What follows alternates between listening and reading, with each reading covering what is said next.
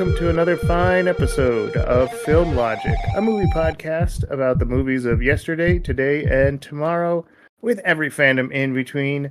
I am your faithful host, Mike, along with your other faithful host, Adam. Oh, hey.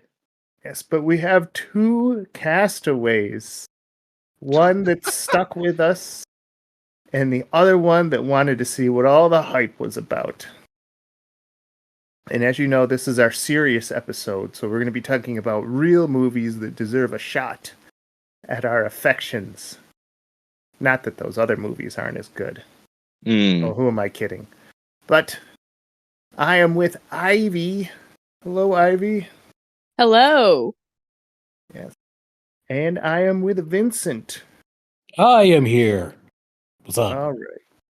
We have an action-packed episode for you today, folks. And everyone, as custom, we go around, we share a movie, a TV show, a news tidbit you experienced in the last few weeks that is worthy of talking about. This is like our show and tell. So who would like to go first? Adam, would you lead us with your information? Yeah, I'll give a nice, succinct 3-minute review of Gladiator 2.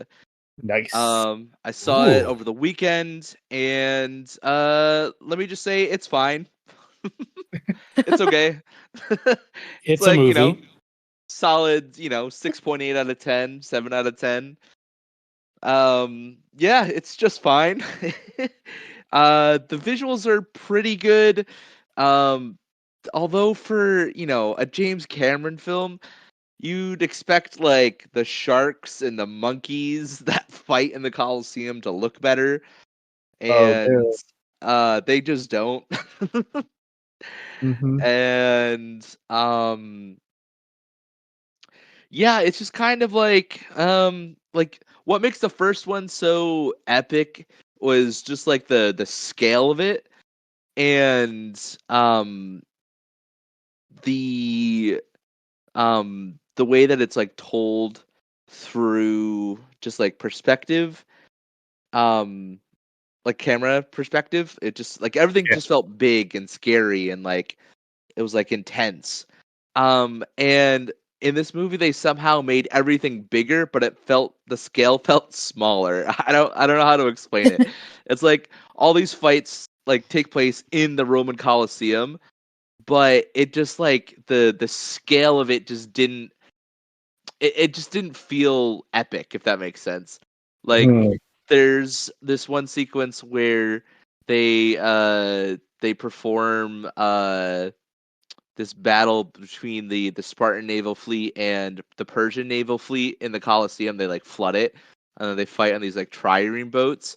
But the way that it's like shot, it's just like tight on the main character pretty much the whole time, and then it'll do like a couple of like establishing shots of like what's happening, and you kind of just like lose this scale of like it goes like, oh, really wide out, really tight, really wide out, really tight. And it just kind of, I don't know, it just it doesn't feel epic, Right. I know exactly what you mean. I've seen a lot of movies lately that have that problem with like the perspective. It's kind of like the B movies we watch that you can tell they're in such a limited space. Right. Yeah. Or like, when you watch Lord of the Rings, right? And, Theoden is like, giving his speech before they, crash into, Pelennor Fields. And, it's epic, right? You get a good scale of the moment. And then there's a similar moment where the main character is like standing under the Arch of Rome, and he's like between two like armies. And it's just like really tight on him, and it'll do like a couple establishing shots of the armies, and you're like, this isn't as epic as they think it is. Right. Because like most of the shot is just like him standing on a gravelly path. Oh my. Did it look like they were being shot on like two different studio sets? Or like two different times entirely? Yeah, and it just kind of felt like they probably had like half a dozen or so live actors, and then everything else is just like CGI'd in. Mm. Mm-hmm. But the performances that were turned in, all really great, really quality. Yeah, and it's just, I don't know, it just wasn't compelling, and it's just fine. So yeah, definitely I think it's worth checking out when it comes to streaming. Um and yeah, I wouldn't say this is a must see in theaters, but I'm also of the opinion that I think they did this movie a disservice by calling it Gladiator 2, cuz like how do you like follow up one of the greatest movies of all time, with this? Like and it just like didn't need a sequel. Uh It's but not a sequel. There's all new people. it's it's a sequel. It's complicated, but it's a sequel. If they say No, so. no spoilers. But it's definitely a sequel. It's an And alternate timeline. no, it's a direct. It's like this movie takes place like 16 years later from Gladiator. Um, and yeah, so it's just like if they were like, hey, this movie takes place in the same universe as Gladiator, but it's not a sequel to Gladiator, then I'd be like, okay. But because it's like a direct sequel, you're like, all right. Do they make mentions like, oh, that Russell Crowe, he really messed up our arena? um, how spoiler do we want to get? Oh man, you got it. I don't know. I might catch it on TV by accident, so you better not. Okay. Well, well, suffice to say, when you see it, you'll understand what I mean. Yes, I hear that Denzel, just like, he's the one to watch. He kills it in this one. Yeah, he's very great when he's kind of like let loose on on camera, and he's allowed to just like do his Denzel. He's really great, and he really elevates whatever scene he's in. It's just kind of the main character's kind of general protag. Yeah. All So what I'm right. saying is just wait for it to come to Tubi and then catch it on Tubi. Yeah, for sure, for sure. Or watch the Tubi version, which is like Yeah. Arena Killer. Yeah. arena Mm. arena fighter. Yes. Yeah, gotcha. You'll see the same shots. Exactly. Yeah, and yeah, it's good. Like I enjoyed it. Like I enjoyed my time with it, but yeah, it's just fine. Also, it was like made for like $250 million. I can't tell anymore if that's low or high. That's really high. Oh, that's really high. Okay. I don't think numbers have meaning anymore when it comes No. to modern, blockbuster, gangbusters type movies. I mean, when you've got, stuff like Gladiator 2 and Moana 2 making, freaking dump trucks worth of money, but when you get to ask, oh, well, how was the movie? Right. Yeah. Well, it's insane because so the $250 million that it cost, that's not including whatever they spent on their marketing. So like they at the box office they made 369 million according to Wikipedia. So like they spent a lot, and I don't know how much they actually made. Yeah. Mm, Well, as long as the actors got paid and the people that you liked in the movie got paid. Yeah, exactly. Yes. wonder if maybe Cameron had too much earmarked for Avatar 3, Yeah, right, exactly. Well, I'll go next. Do it. I went to my best place to get new movies, the library. Yeah. Oh, yeah. Yes. The I saw library. the Arcadian. And I'm like, what's that Nicolas Cage up to? And I had no idea what this movie was about. Did not read. All I know, it was a movie that got like certified like a good tomato score. So I learned that it's an apocalypse movie where the world gets taken over by this uh, very unknown, mysterious alien that they don't really want to share any backstory on. But it was like, and it felt a lot like a shorter, more like a more indie version of The Quiet Place. So in this movie, Nicolas Cage plays a small role as the altruistic, loving dad who finds like these two teenage twin boys and says, I'm going to raise you in this apocalypse. And he lives in this house called the Arcadian. And the only thing that is the most interesting about this movie is that the alien monsters have so many bizarre features to them. First, they're these small monkeys with spikes, but then they have a 6-foot claw that shoots out a 6-foot nail. Then their necks look like dodo birds, but then their jaws are hippo shaped, and they sound like sped up weed whackers. Then they can expand their stomachs over a human and consume them from the inside. And also, when you light them on fire, they combine into a spinning donut of doom. Oh. So That's I true. feel like Nicolas Cage took his crazy and put it in, like, injected it into these aliens because, like, it's his spiritual acting method. Because he plays, like, the straight man, the good father. And he also leaves, like, the movie rather quickly. Like, he gets into a coma, like, halfway through, and then decides to be even more dead. And so the movie kind of just is on these two teenage boys being like, oh, we got to grow up. We got to be young adults in the apocalypse. What does it mean when we no longer have a dad? We got to be responsible for each other and all that young adult stuff. Yeah. So, I read all the reviews on Rotten Tomatoes, and everyone was saying, oh, it's those creepy aliens. That's the great part. This movie's short. It's to the point. It doesn't have a lot of meat on the bones, but oh man, those aliens. You got to watch it for the aliens. And I say, yeah, the aliens are, there's very quick clips of them.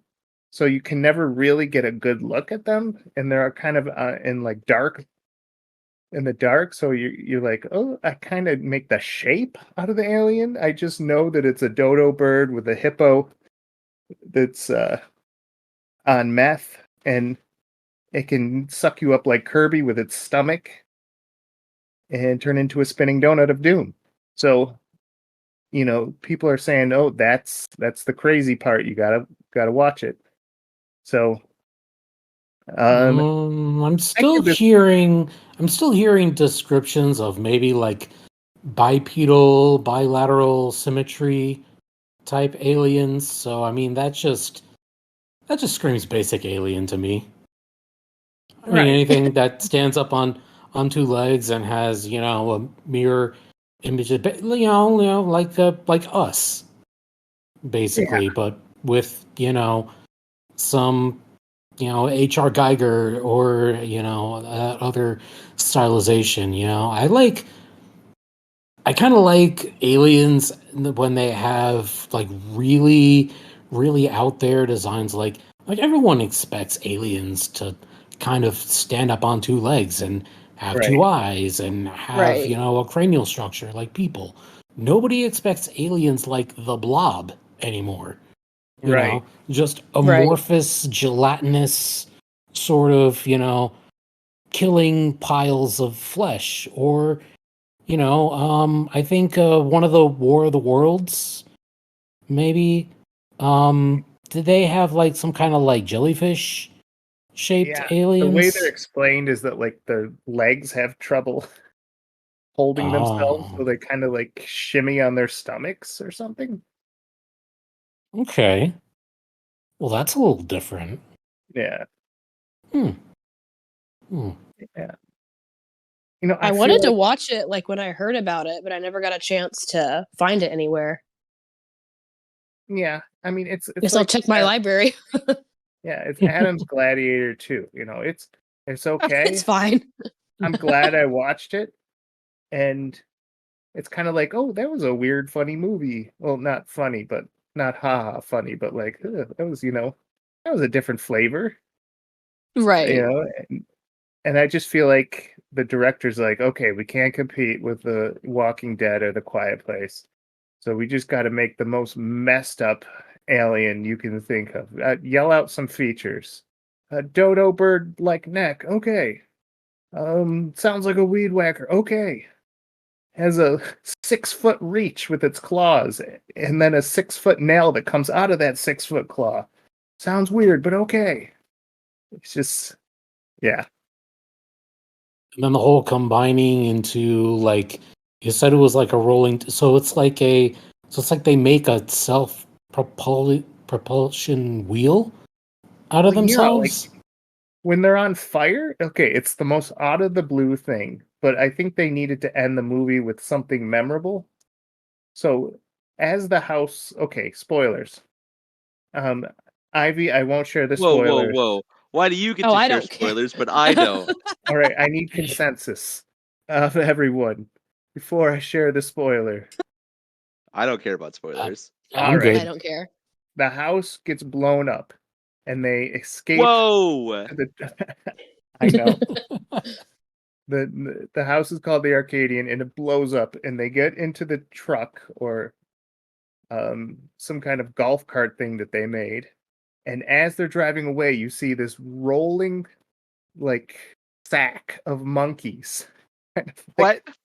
It's like a rolling sack of monkey All screaming right. and on fire, All rolling right. at them like I the think I needed ball. to be there. Oh, Yeah. you've also seen Gladiator 2? Yes. So yes, and then Denzel Washington comes out and says, "That's nasty." I'm Anyway, sold. Shut up and take my library card. yeah, You're real. the Arcadian. Yes, it's more fun than a barrel of flaming monkeys.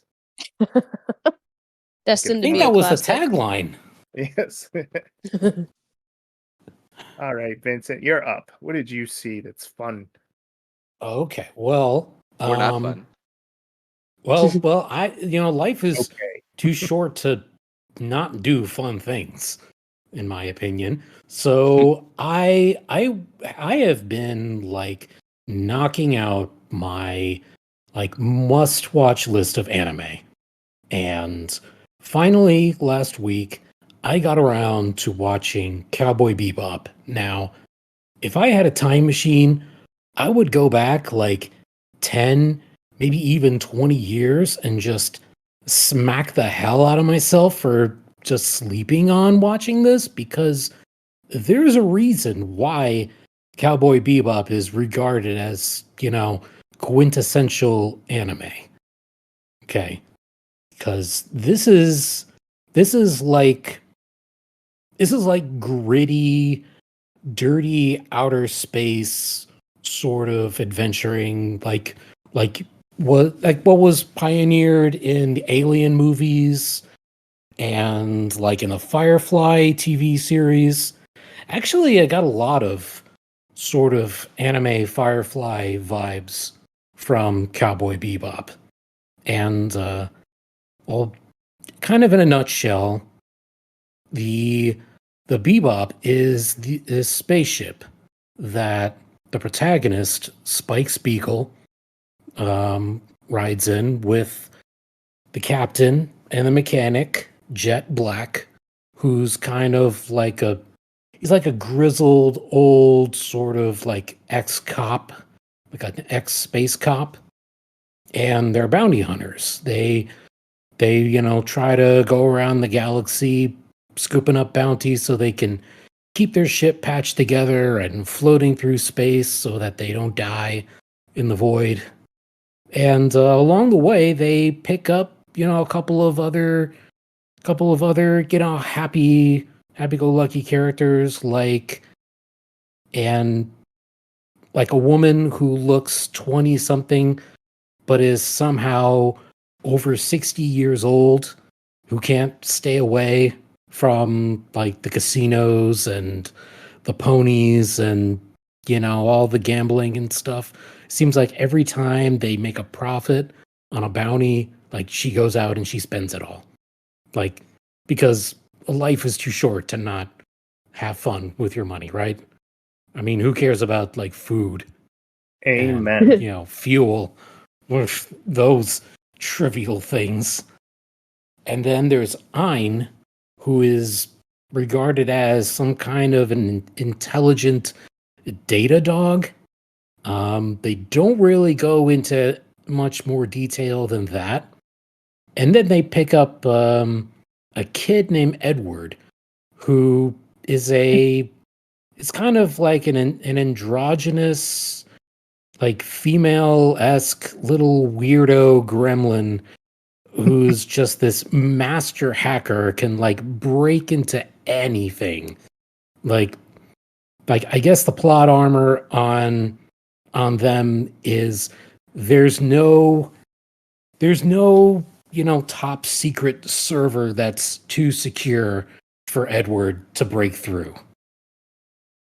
And so yeah, I mean the series had only 26 episodes.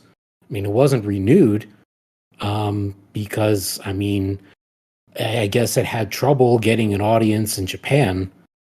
But thankfully it did get some viewership on Toonami, and it was like one of the first shows on Cartoon Network's Adult Swim that that was like really exposing this to future weebs of America.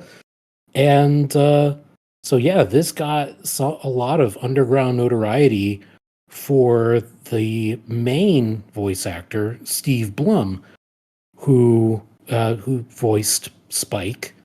And I guess after it was his first voice actor role, and so after it, he got all kinds of other gigs. Like he's been in X-Men, Transformers, Digimon.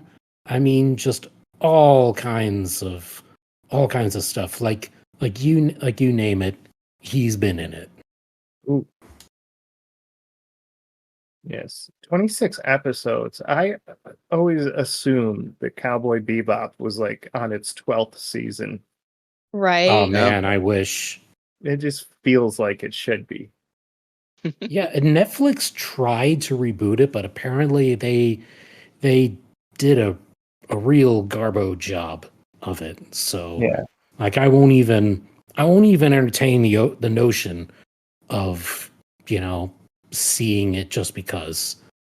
I definitely feel like this could have got more traction if it was if it was shown to more outlets, if more production companies had given it a chance, more channels had decided to put it on their TV. But yeah, Adult Swim was more or less all it got. But thankfully, it was all that it needed. Mhm. And one of my other favorite things about this series is the soundtrack, because I love music. I love music and anime, and the theme song, I mean the theme called Tank, is in that bebop style of jazz that sort of really like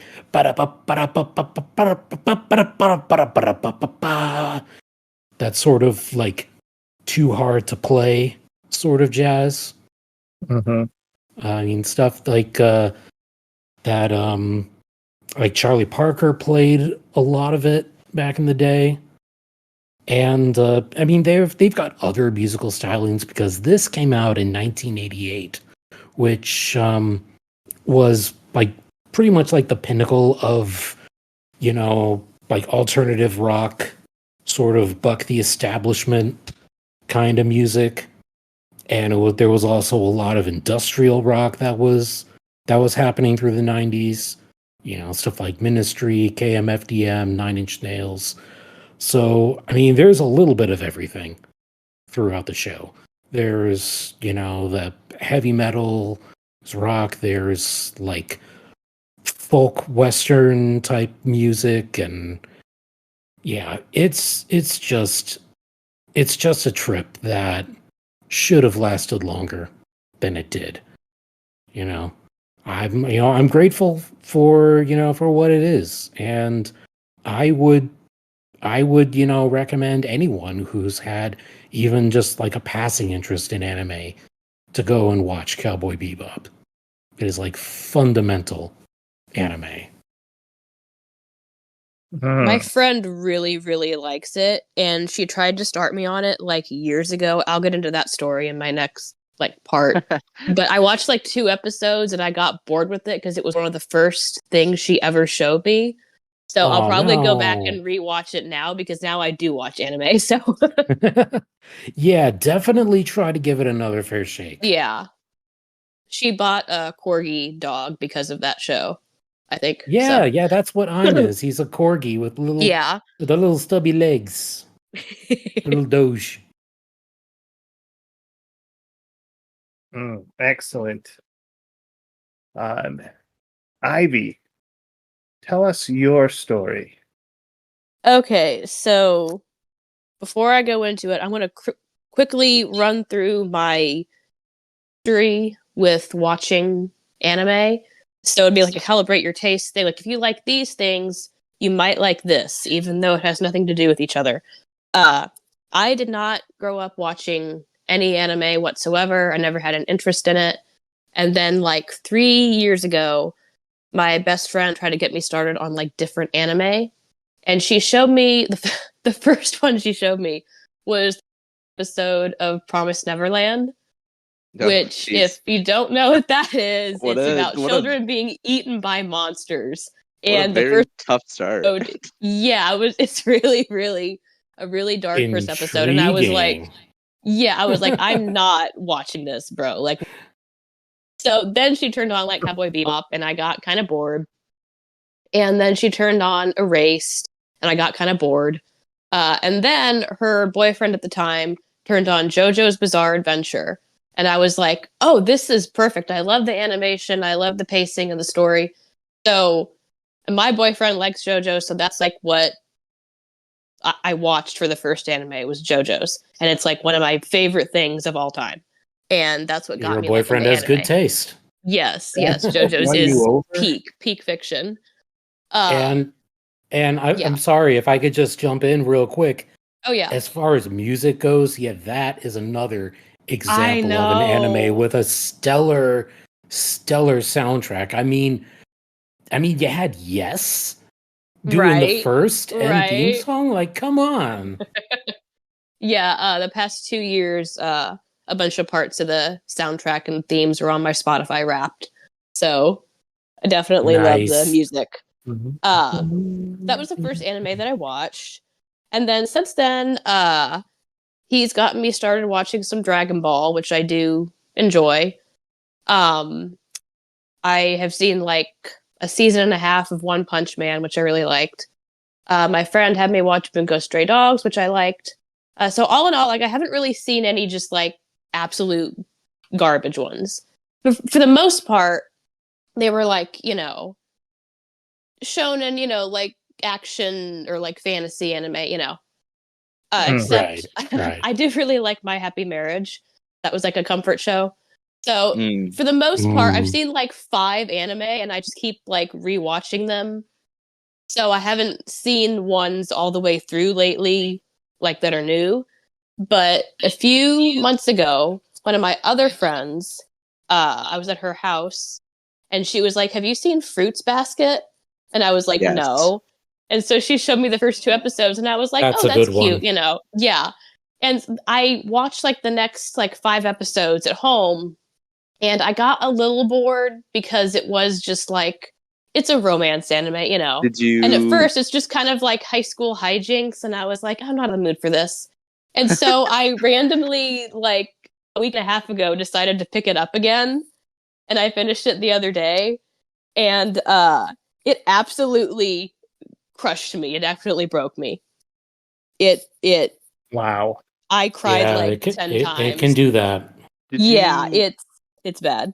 It's did good, you but it's watch bad. the original or did you watch the recent remake? No, I watched the newer one because I don't Nice, nice. think in the original they like the manga wasn't all out yet, so it wasn't like completed. Yeah.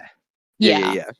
Yeah. So I watched the newer one, and it is a little slow. Like for me personally, like at first, because it is just kind of like I was like, oh, it's just like a teenager love triangle. Like I don't care. But the more you get into it, there's so much going on, and the characters are so complex, and they're like it's a lot deeper than just like you know a romance anime. There's a lot going on in it, and I sobbed like 10 times, and it changed me. So yeah.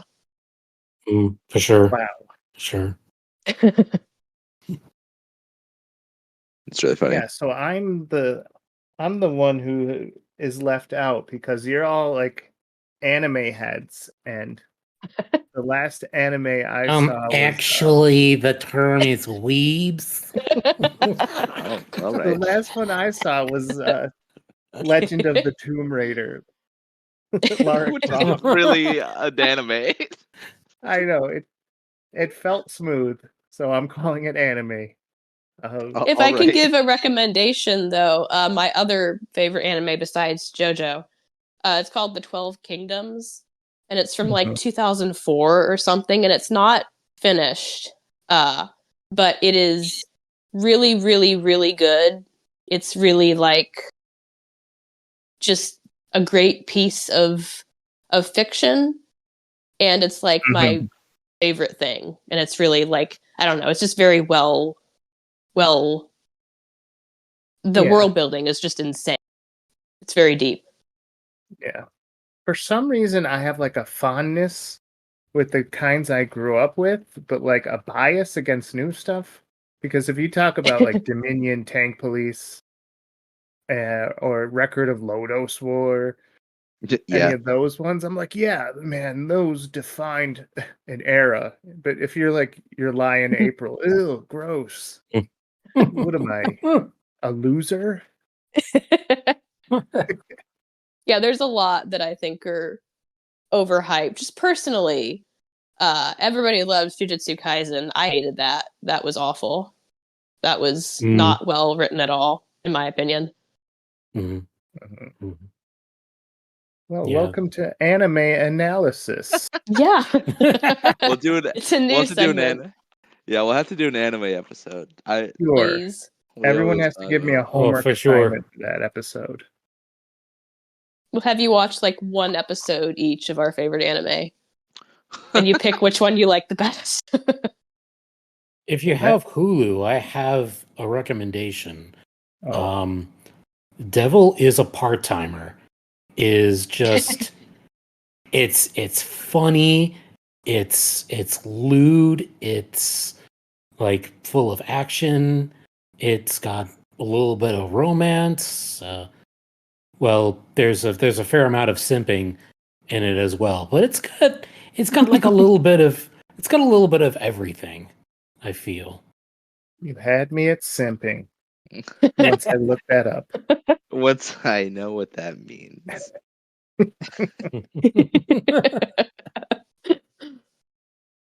Beautiful. Yes. Well, speaking of funny and lewd, Oh. today's our Christmas episode. Fantastic. Yes.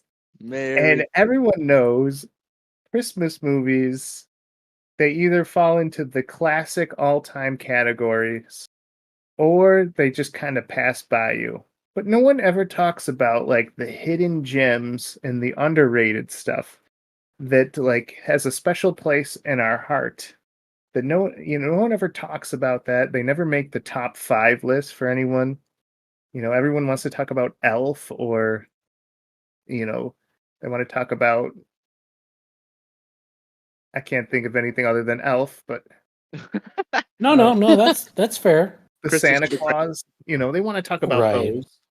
Yeah. Nightmare Jingle all the Before way. Christmas. Hey, I like Jingle All the Way. Yeah, that's what I'm saying. The big classics. We won't take Jingle All the Way, Sander. Right. we're not going to rob anyone or yuck anyone's yum. We're here to talk about those rare Christmas movies that are not in the conversation as much. And I know, Adam, you have a few loopholes, a few caveats to yours, which I am dying to hear. Yeah. Yes. So, Good reasons. let's get started. Everyone, we're going to just share our first movie and go around in the circle that we've created. Share our first movie, then go to our second movie, then our third movie, and then bow out gracefully. Delightful. I will go first. So, the movie that I fell in love with when the first song hit was Anna and the Apocalypse. This was during the decade where everything was a zombie movie. And this indie film company decided, hey, let's do a Christmas musical with zombies. And I was so curious to try it. What kind of songs do you sing next to zombies? And I was delighted to hear that everyone has this was not like people faking it. This was like real on book songs that had like great harmony, stuff that you'd want to play off of your Spotify playlist. And so I really loved it. I loved that the humor between the songs was really good. And it kind of had like a Mean Girls vibe to it as well. I thought it was silly that like no matter what the protagonist used as a weapon, no matter how blunt it was, it would go through the zombies, suggesting that they're all made out of paper or something. It has a very satisfying ending where everyone kind of gets their comeuppance and justice is done, and the protagonist realizes her destiny. So, I can't speak highly enough about Anna and the Apocalypse. And if there's a rare chance you get to see it on one of the streamings, take it. It's a good movie. I've heard of it, but I didn't know like exactly what it was about. But I think you sold me. Yeah. It's got all your favorite keywords, Ivy. Anna, Apocalypse, Yeah. musical. Nice. All right. Who's next? Who is next? Stop being polite. Adam, go. Delightful. My number one is and I use Christmas movie very, very loosely because there's basically just one scene that takes place over Christmas. But if other, movies that might be mentioned later can be considered Christmas movies, then Lethal Weapon could be considered a Christmas movie. Never mind that 95% of the movie takes place in like just LA, sun's out, it's fun, we're having a good time. But the very last scene is like is with like Riggs and Murtaugh celebrating Christmas together. And then like Murtaugh's like, "Oh, Merry Christmas. Here's this bullet I was gonna kill myself with. Here's Merry Christmas." So underrated Christmas, underrated Christmas movie. So watch this with your loved ones. Great family movie. There's a lot of prostitutes throwing themselves out windows. There's firefights in the streets of LA. And great Christmas movie. Family friendly. 100%. Full send.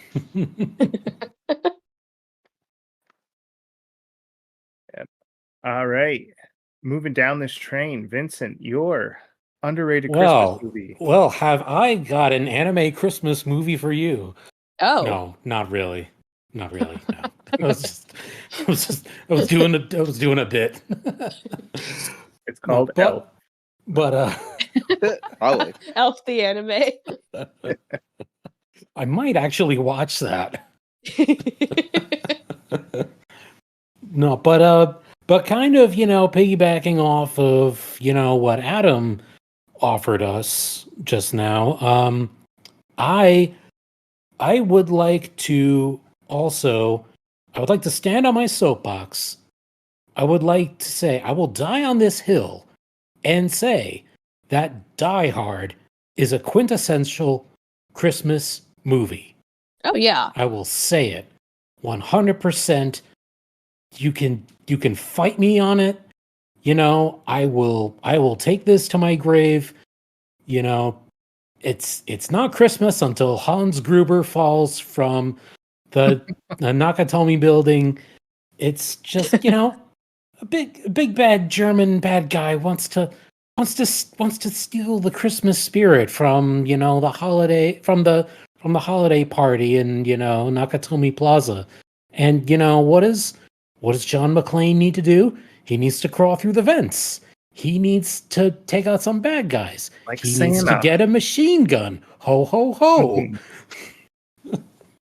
And so, yes, I absolutely 100% believe that this is a movie to be enjoyed on Christmas, surrounded by, your friends and your family, bring the kids. Why not? Yippee-ki-yay, mother. Okay. Right. You keep okay, inviting that might be going a little too far. The second one was also during Christmas too. No one ever talks about the second one. Yeah, the second one does also take place over Christmas, which is hilarious. That he keeps ruining Christmas. But the third one is 4th of July. Yeah, correct. So technically, that one's a 4th of July movie. It's about patriotism.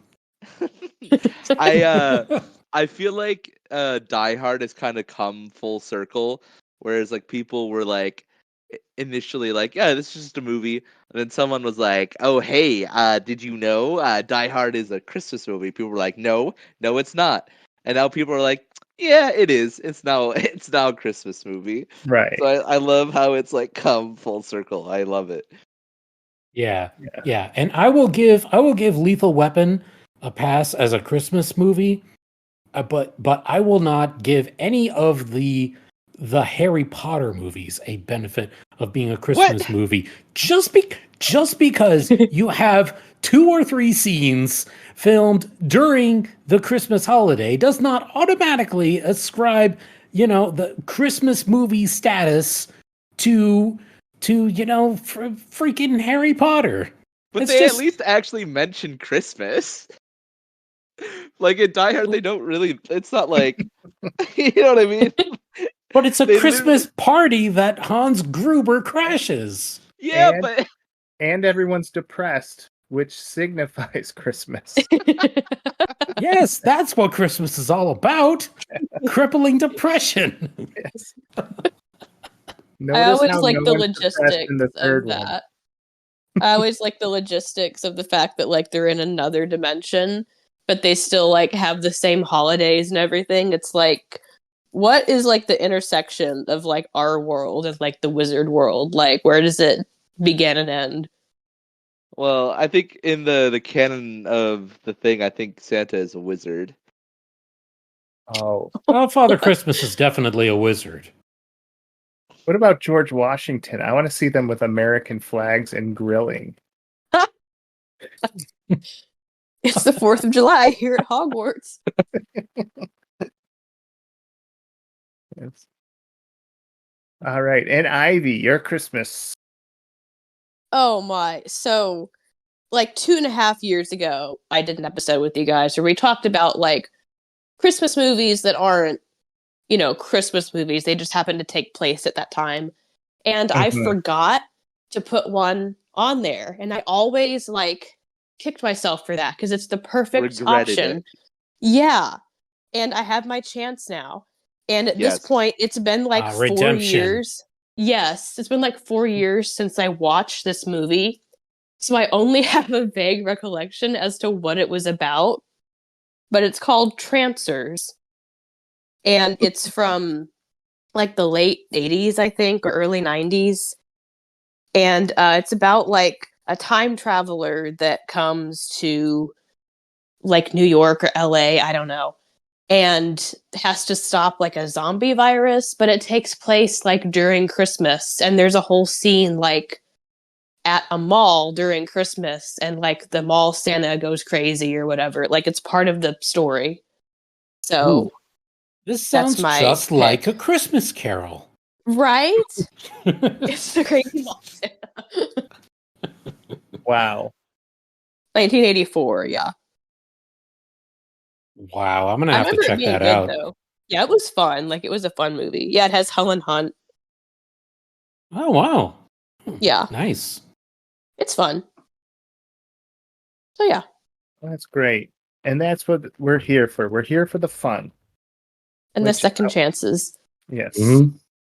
And so I can add this next movie just recently. I've always wanted to see it once it came out on Max. It's the Neil Patrick Harris 8-Bit Christmas. Mm. I And still haven't seen that. yeah.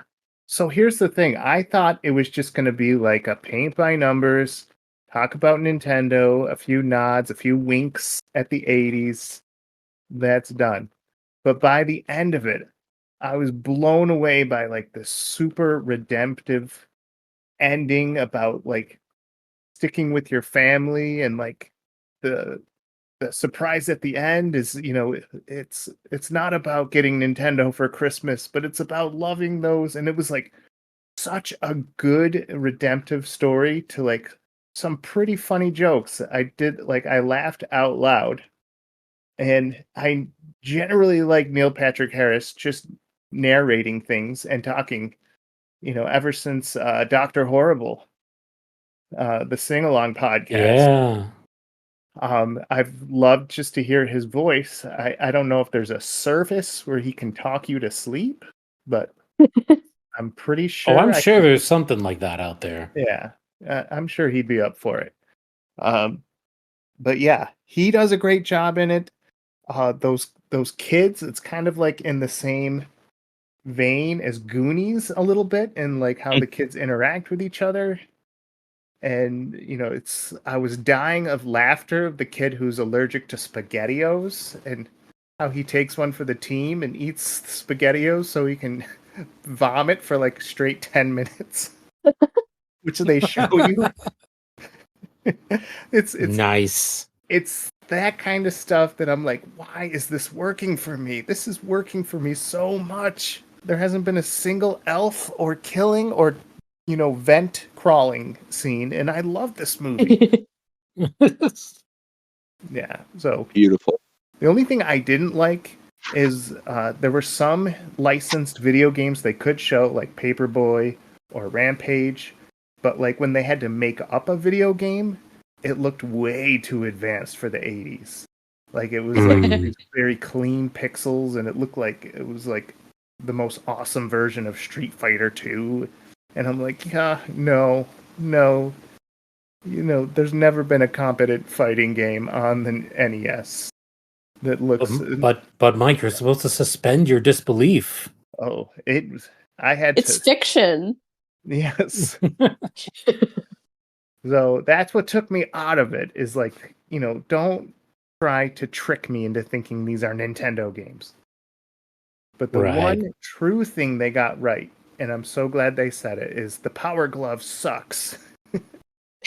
That line. Yeah, I will concur on that. As a former owner of a Power Glove, it did indeed suck. Yeah. I mean, the kid in The Wizard wasn't wrong when he said it's so bad. So bad. When Nintendo lets you say that about their product, it means they have regrets too. It's funny. Oh, sure. I mean, come on, the Wii U. Yep. Mm. All right. Adam, your movie. That's me. I feel like every time this topic comes around, I always stand up on my soapbox and tout the glories of this movie called Unaccompanied Minors. It's if you haven't seen it, It stars Lewis Black as this kind of like, your classic Scrooge. He runs this airport, and the plot of the movie surrounds this group of kids that are traveling on Christmas for various reasons. Some parents are divorced. Some kids are traveling back from boarding school, that sort of stuff, and they're quote unquote unaccompanied minors. Mm-hmm. The Yeah, been problem there. is these kids get everyone kind of gets stuck at this airport because of the snow, and Lewis Black's character is supposed to corral them all together, keep them safe because they're unaccompanied minors. But he kind of like pawns it off on Wilmer Valderrama's character, and he's kind of like the aw shucks, goody two shoes, Mm-hmm. kind of like, hey guys, like let's figure this out together sort of guy.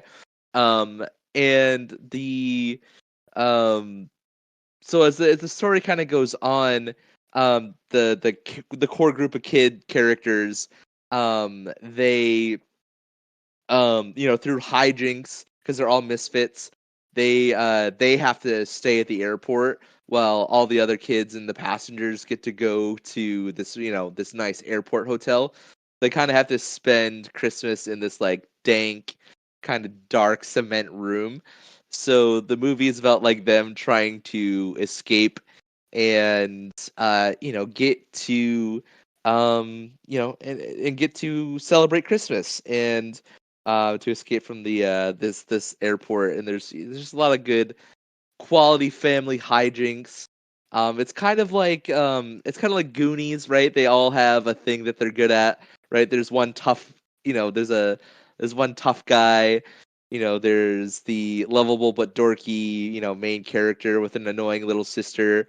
There's the older like beautiful girl that the main character kind of falls in love with, but she's like sassy, but she's also like complicated because she's got like a bad home life, that sort of stuff. So it's very tropey, but it's just an enjoyable kids movie. And there's just a delightful sequence where they're tobogganing down a giant hill, and Lewis Black is screaming, but that he should be saying various swear words, but it's a PG movie, so he doesn't. And you're like, this scene would be way better if he could swear. I say that a lot. Yeah, right. Well, I right. mean, if the movie were made in like 1984, he would be cursing up a storm. Yeah, exactly, Right. exactly. But yeah, no, I highly recommend it. I don't know where you can go and see this movie. I want to say it was like a Disney, like a it's not like a Disney movie, but like one of those like Disney TV show movies, you know what I mean? Or they like it wasn't made for theaters, but it was like Like a had the Disney decom. name on it. Yeah. But I was made by Warner Brothers, so maybe it's on HBO. Who knows? But it's on Paramount. So yeah, if you guys have Paramount and you're looking for a very Breakfast Club esque movie, this is the one for you. It sounds like it's giving The Terminal meets Adventures in Babysitting by way of Home Alone. Yeah. Yeah. I think that's pretty accurate. Maybe definitely throw in some Breakfast Club. Oh, for sure. For sure. And definitely the Goonies. But yeah, it's just a fun, solid Christmas adventure comedy movie. Don't forget Stranger Things. Yeah, exactly. Yeah. Nice. Technically, you could say Stranger Things season 1 is a Christmas show. Yeah, that's true. That's fair. That's fair. Yeah. I'll give you that. Mm-hmm. I mean, that's a hill I'm willing to die on. Yeah, fair. Fair. Right. Vincent, what have you got for us? Okay, well, with this one, I'm going to cheat a little bit because technically it's not like a movie. It's not something that played in theaters, but how many of you are maybe old enough to remember Pee-wee's Playhouse Christmas special? I've seen one clip of like Grace Jones climbing out of a refrigerator or something and singing The Little Drummer Boy. I've seen that clip. Yeah, the whole special is like that. I mean, it's all of the the base, the unhinged Pee Wee Herman type antics that you would come to expect with the show. But then you've got, this cavalcade of 80s cameos. Like, I had to look it up again because I forgot how many were in there. I mean, yeah, there's there's Little Richard, Magic Johnson, Annette Funicello, Frankie Avalon, Charro, the Del Rubio triplets. I mean, it's just it's it's pure 80s nostalgia. It's sort of like that's sort of like that's sort of like comedic kind of television comfort food, where it's not like you're watching it necessarily like on a Saturday morning, in your pajamas, eating your Lucky Charms in front of the television. I don't know, this might have aired on a Saturday morning. I don't really know, but it's definitely got that that baked in 80s vibe to it. And I don't care how much my kids would look at me funny and just roll their eyes, be like, "Oh, Dad, why?" But I will put it on for them, and they will watch it, and they will enjoy it, and they will bust up laughing because it's freaking Pee Wee Herman. Yes, it's true. Very All true. is forgiven for his past. Yeah. I mean, he makes a Christmas list for Santa like a mile and a half long, but by the end, he learns the true spirit of Christmas and goes on to save Christmas with Santa. I mean, come on, that's where it's at, right? Yes. Gratuitous 80s True. cameos, Yes. helping That's true. Santa save Christmas. True. Ivy, what did you choose? I think I'm gonna go. I don't think this is like too obscure, but it's not like part of the classic Christmas movie lineup. So I'm gonna go with the Krampus movie from like 4 years ago, whatever that was. That's genuinely like a good horror movie and undeniably Christmas. Nice. Yeah, 2015. Very Yeah, nice. that was cool. That's with that actor Adam. Oh yeah, yeah, I know he made Adam Scott. Yeah, Yeah, Adam Scott. yeah. I know him Thought you from meant me. Walter Mitty. With Adam. Could be. I know him from Parks and Rec. And David Kitchener's in that too, right? I think so. It's got a bunch of people. Toni Collette. Mm. Yeah. I don't Yeah, really have it's- like major thoughts on it. It was just like a good movie. Yeah. Yeah. Would you say the kills are like good? Because that's what makes or breaks a horror movie. Yeah, I think so. They're pretty like. I think, to my recollection, it's only like PG-13, or at least like the cut that I saw. But even so, Mhm. they're pretty like brutal kills. Like they're pretty gnarly.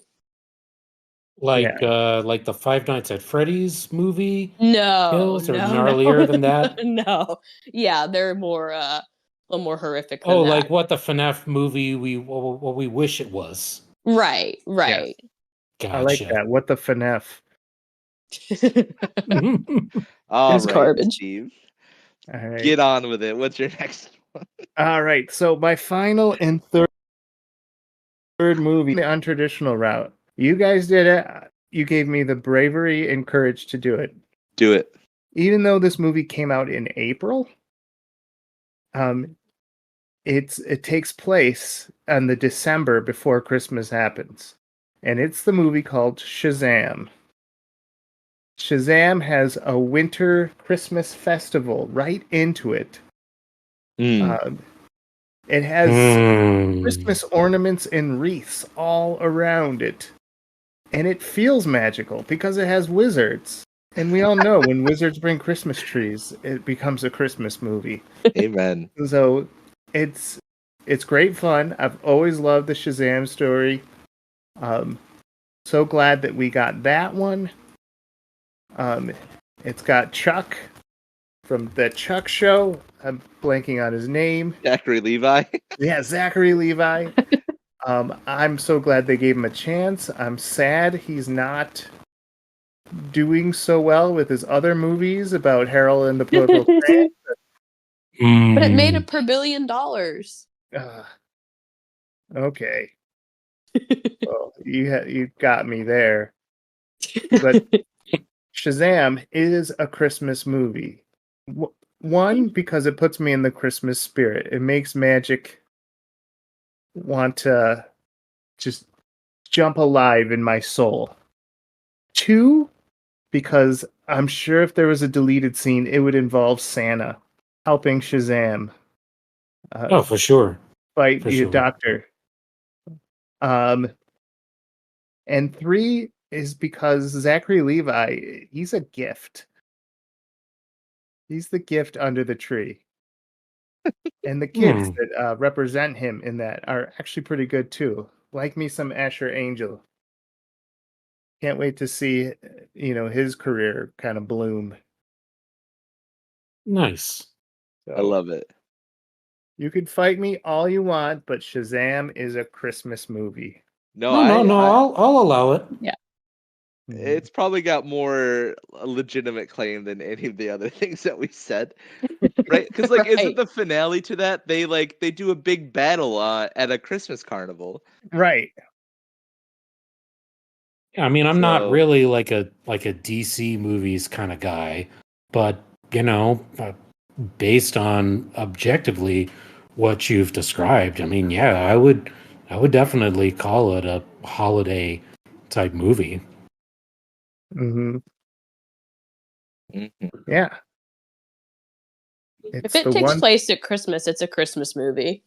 That's how I feel. Just like if there's a gun in the background, it's a war movie. It checks out. Think about it. Yeah. Certainly checks out. I feel like I need the stonks meme to sort of illustrate that. Amen.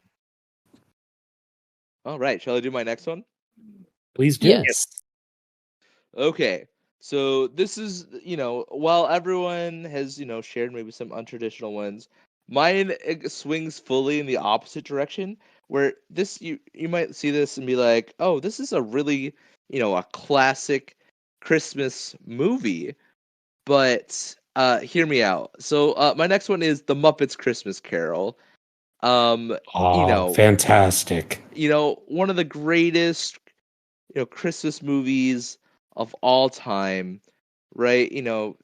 Just everything that you want, and the high point for this movie is always going to be just whenever Michael Caine is straight-faced acting alongside various Muppets, it's while they're going animals going crazy in the background, and Michael Caine is giving a Shakespearean delivery of a Christmas Carol by Dickens.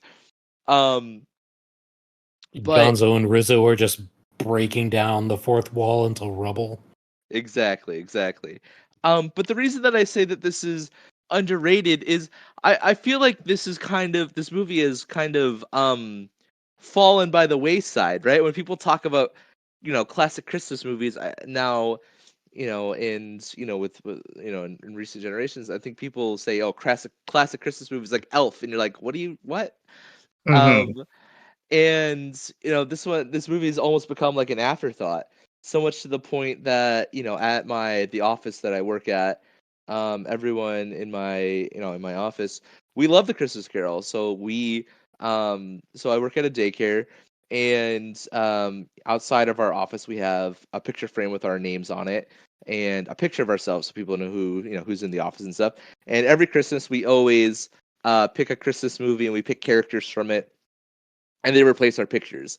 So this year we did a Muppets Christmas Carol, and like none of the kids knew what the characters were from, and even some of the like adults that like work there also had no idea what the Muppets Christmas Carol was. So for the last like week and a half, I've just been trying to explain this movie to them, and they're like, "Okay."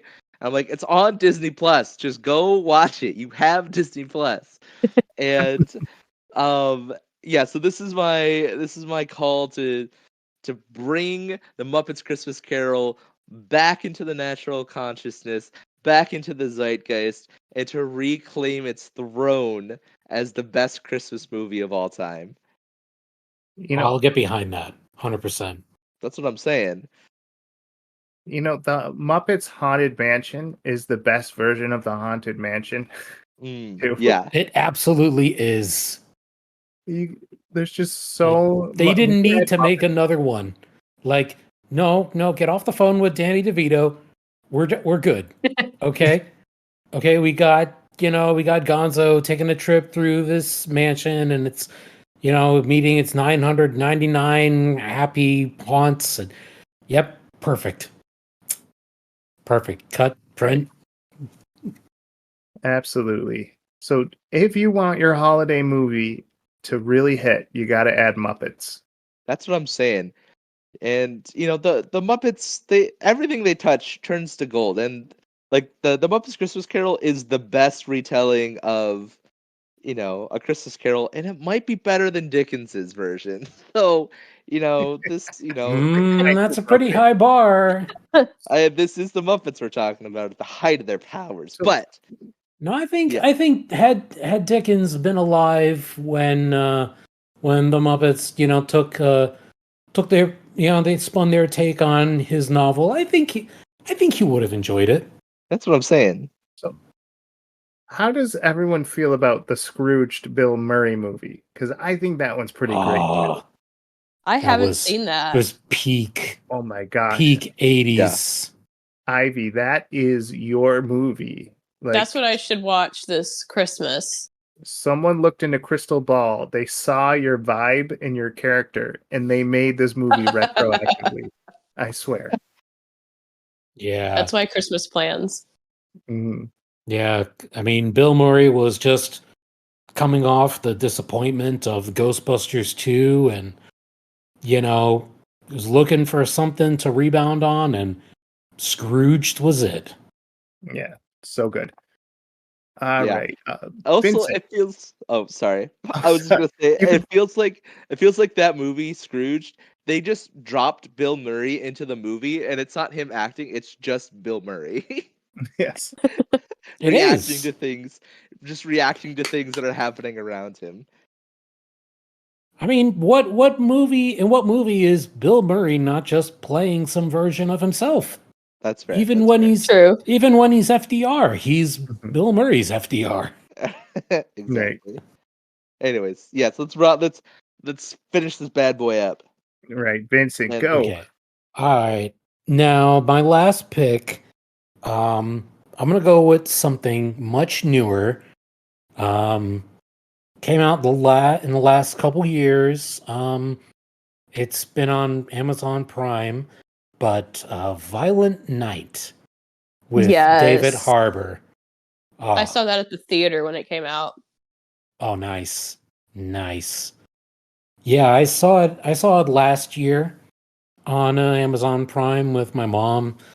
I was staying with her for a while. We had kind of a regular kind of get together, look for a good movie on Prime, and it was Christmas. And so we watched Violent Night together, and it's so good. Like, I had never thought that, a Viking, like an immortal Viking, could step into the boots of Saint Nick himself, but man, David Harbour just nails it. Like, he needed a win. He needed a win after his Hellboy movie didn't go too well, and this was it. Yeah, This was it. I mean, I lots agree. of action. It's got lore. It's got a pure innocent kid who, somehow remembers the Home Alone movies, and setting up traps for the terrorists who have like taken over her rich family's home. It's got a little bit of everything. I would say that it's the Die Hard of this time. The Die Hard of our time. They were definitely going for that vibe. Absolutely. I really like the disgusting ending of how they killed the bad guy at the end. Oh, yes. I would have been so disappointed had they not gone that way. The big bad needs the gruesome ending. Yes. And it was so clever, I didn't call it. I'm like, oh, he did. Oh my gosh, that's disgusting. I love it. What I love about Violent Night is the director, Tommy Wirkola. He does just like these random movies like Violent Night. Like his whole filmography is like full of these movies. And one of my favorites, and maybe someday when we do movies that take place over Easter, we could talk about Dead Snow, which is a Nazi zombie movie that takes place in Norway over Easter.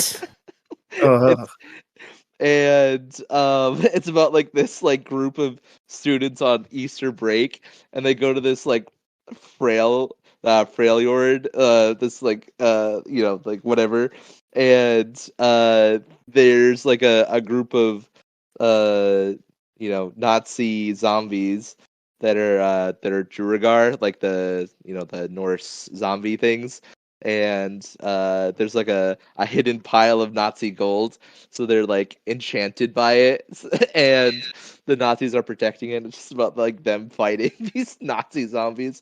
It did so well they did a sequel. Right. So yeah, his filmography is full of stuff. You also might know probably his only real American outing besides Violent Night is the Hansel and Gretel movie. He did with that. Jeremy Renner. Yeah. The one where they're monster hunters. I'm looking at his Letterboxd right now, and I see to be announced Violent Night 2. Ooh. So there we go. Maybe when we do this next year, we can talk about it. Yeah. I am here for it.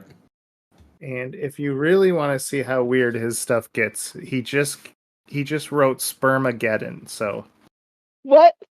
Don't worry, it's animated. I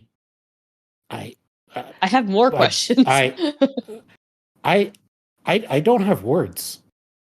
I don't have words to describe what's going on in my head. Well, if you liked Sausage Party, I'm guessing Spermageddon might be right up your alley. Are you ready for this incredible quote about Spermageddon? Yes. How'd you find this so quick? The film has been reported to be, quote, in the veins of Sausage Party, and described by the director as both a road trip movie and an epic adventure, much like Lord of the Rings. What? I thought every movie had been made. I was clearly wrong. Yep. Well, it has been now because that movie is real. Yep.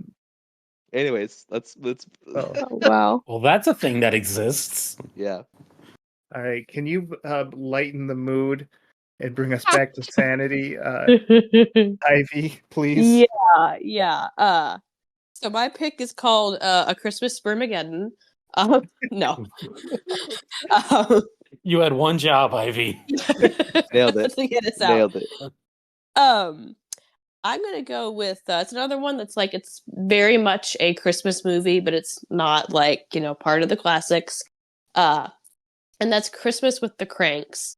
That is Yeah. actually a really Hmm. funny, like genuinely well written movie until like the ending. Yeah. Because spoiler for movie from the 90s, the whole movie is about the couple like deciding not to go all out with Christmas with like decorations and parties, and they're like, we're just gonna go on a cruise and just be happy. And like, I don't hate joy or anything, but I'm not like really, really into Christmas. Like, it's not my favorite holiday or anything. So I'm always really low key with it. So I'm like, that's a good lesson. Like, it's not about your lights and your tree and all that. Like, just, be happy. And the end of the movie, the conclusion they come to is that the neighborhood bullies them into doing Christmas. And that's supposed to be like the happy ending as they learn that they're happier when they give in to everyone else's expectations. And it's so strange because the Great movie message. sets it up so well for them to not be bullied into it. And then it just like breaks away and I'm like, okay, whatever. Real Christmas know. magic, peer Yeah. pressure. Yeah.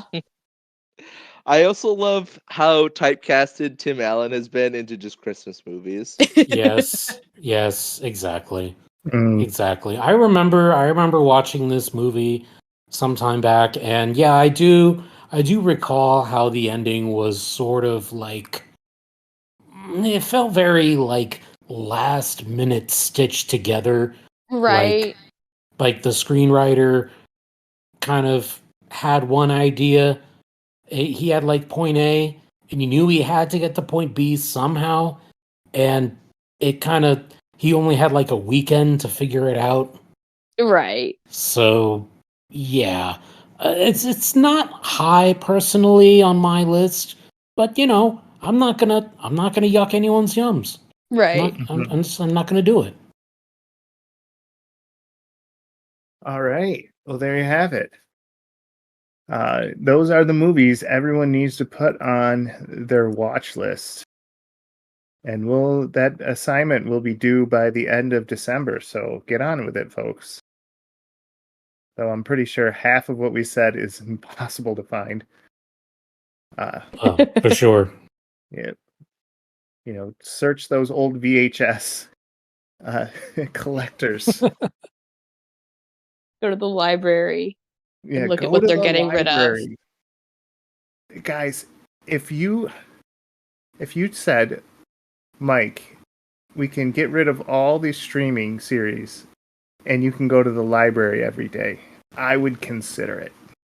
I would Right. say that would not be so horrible. Hmm. I actually have thought of, like going to a thrift store, finding a VCR so I could, go to the go back to the vault, like what the library is, Mm-hmm. for, videotapes. And, I have a I have an upscaler, an AV to HDMI type Oh, converter, and I Yeah. have a Shadowcast, capture card. So I mean, I could conceivably host things like, well, let's watch this cringy, VHS offering from straight out of the 80s, and you you could. know, yeah, Yes. for sure. Mhm. I just wanted to have my son grow up with VHS and never tell him that the media ever expanded or upgraded from that, and just have his friends give him weird looks when he tries to give them VHS tapes. My kids have like a bet like a fairly well, fairly good understanding of how VHS works. Like if like any of them and their friends were in some kind of like dire situation where you have to play this videotape, or the world will end, they could figure it out. Right. They're not like They're not like some, alphas, some Gen alphas who are gonna look at this thing like, so where's the slot for this? Is there a USB thing in here? Yes. Like, what is this? The Wi-Fi password. So, yes, but programming the actual clock of the VCR, that is an MIT level graduate's degree. Oh, forget about that. That's Yeah. that information has just been lost to time. Right. Nobody even Absolutely. knows how to set the VCR clock. Yes. Well, anyways, thank you everyone for supporting our podcast, keeping up with the movie news on our Discord, RetroLogic. If you're not on RetroLogic, we're talking about movies and video games all the time, and we love it. We love getting into conversations and just jawing about what we love to watch on TV. So we're Heck always yeah, we do. Yeah, we do. We always love the movie news and conversation. So please take a moment to rate and review our podcast on Apple, Google, or Spotify if you get a chance, so you can share the love with your friends. We believe in sharing this joy, and we can't just have Vincent's work friends be the only ones who listens to us. So, please. I'll give you $1 if you rate the podcast. Yes. Please. I don't know how he does it, but he will. So join us next week as our all-star team reviews Werewolf Santa. Truly a formula that cannot be ruined. So I've been Mike. I'm Adam. I'm I Vin. was Ivy. Oh. All right, and this is Film Logic. Wow.